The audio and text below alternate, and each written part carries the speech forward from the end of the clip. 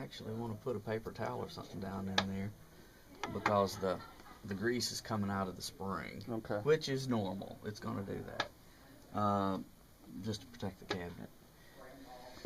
Matter of fact, I put this in there the other day, and that's the way I transport cranks. Just put them in the bottom of the machine, and it got all greasy on it. Okay. I cleaned it off. That's good to know. You know,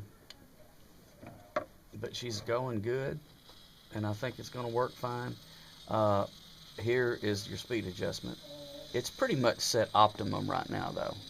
You know, turning that screw right there, right here, will allow this to, you know, be held back at a certain point. And the further out that it goes, the further out that you screw your adjustment, it's going to go faster. So they're just kind of adjusted by ear if you think it's too slow or too fast. Yeah. Not all of these things. Most of them are recorded uniformly, thereabouts at 160 RPM, but not necessarily. So, and there's your on and off.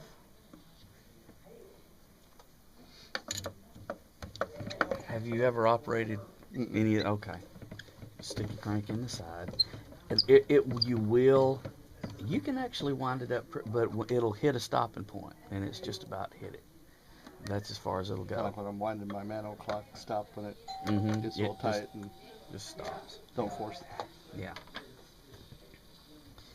And there's your end gate. You always, of course, want that closed, or it won't run exactly right. Yeah, that's good. That right there will have a tendency to whack if you don't push it back. Being a tip is not really good. Turn her on. Position this.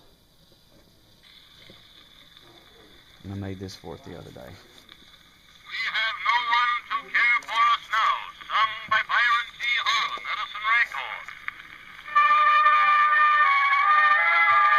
Now, if your horn is too heavy, actually, it's going to slow it down.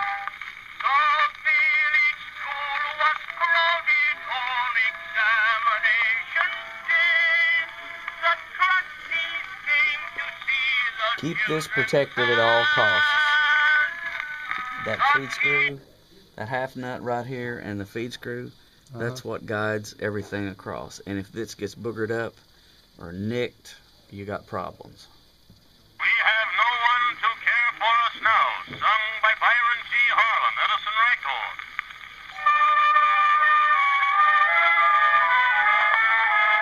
And that's pretty much all there is to it. Every once in a while, put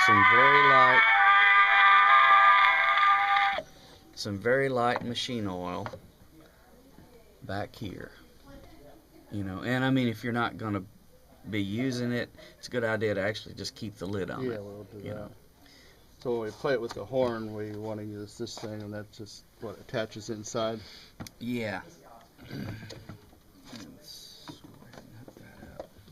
I haven't had a whole lot of experience with cranes. The one that I use is I've actually got it on the thing, but yeah. Just tighten it on. I don't know.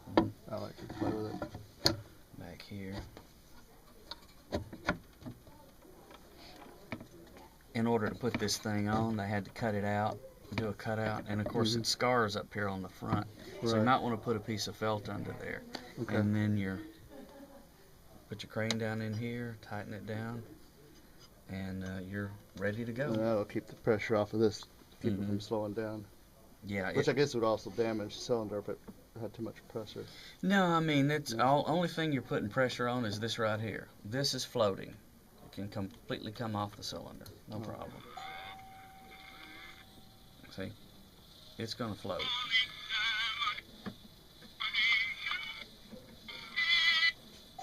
Every once in a while you might have to tighten this screw up right here, but it's just I think it's going to hold pretty good. That just keeps this tight. It's not a good idea to do that. Let it down kind of easy. I have known people that just pop, and I'm like, don't be flippant with these things. You're dealing with a very, very soft metallic soap, you know. So or wax if you prefer to refer to it as that. The belts, you can get and make new belts yourself. You can get new belting material. That's not a problem. Actually, I would prefer to use a rubber one, and you can get one off of eBay. There's a fella who sells them, and they're like $7, $8, $9. You know, no big deal. They work a whole lot better than the leather. They run much truer. Okay. The thing is just to get one that tightens itself, you know. But there you go. Okay, well, thank you. Mm-hmm.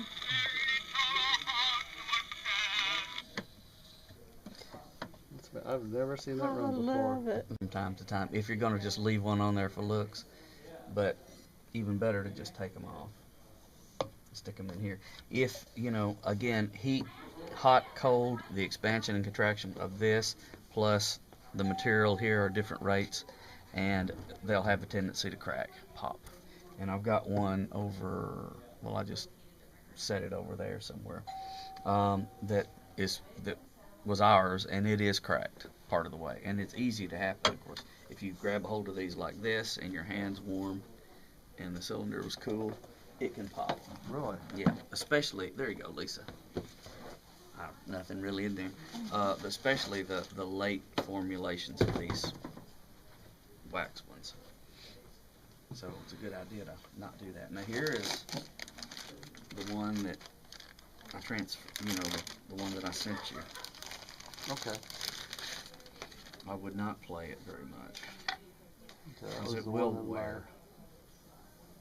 my But great grandmother and great grandfather, I guess. yeah, it's actually really nice. The deformation that has happened is just basically from being in here and stored for so long.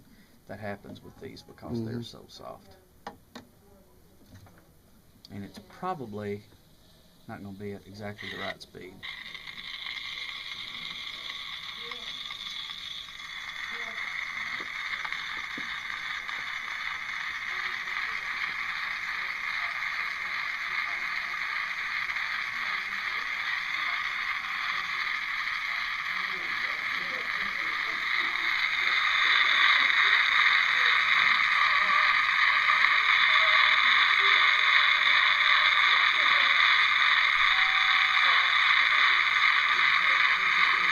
Very faint, isn't it? It's very faint.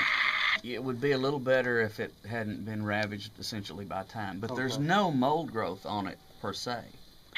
There's no way of putting it on backwards, is there? It almost sounded like it was backwards. There it is. You can kind of understand it a little bit. I mainly picked up on it because of the melody, and I knew the song.